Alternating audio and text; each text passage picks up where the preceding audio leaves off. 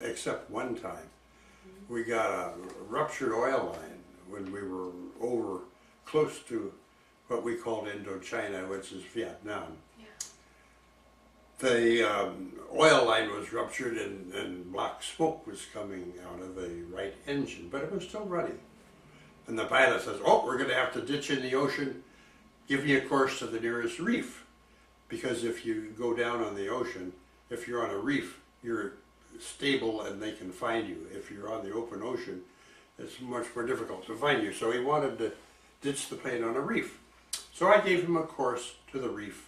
We got there and the engine was still running. Smoke was coming out, but it was still running.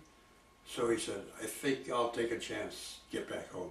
It was about 5 hours of flying to get back. And so we threw everything loose out of the airplane to lighten the load.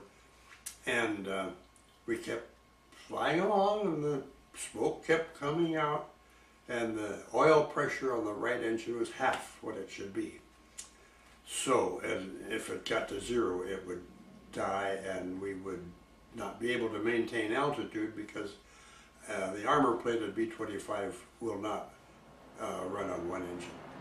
So but we kept going and going and going, and finally we saw land ahead, and they radioed ahead, "Clear the decks, we're coming right in." We came in, and he landed, and as soon as the wheels touched the ground, the oil pressure dropped from half to zero. We couldn't have stayed there more than a few more minutes.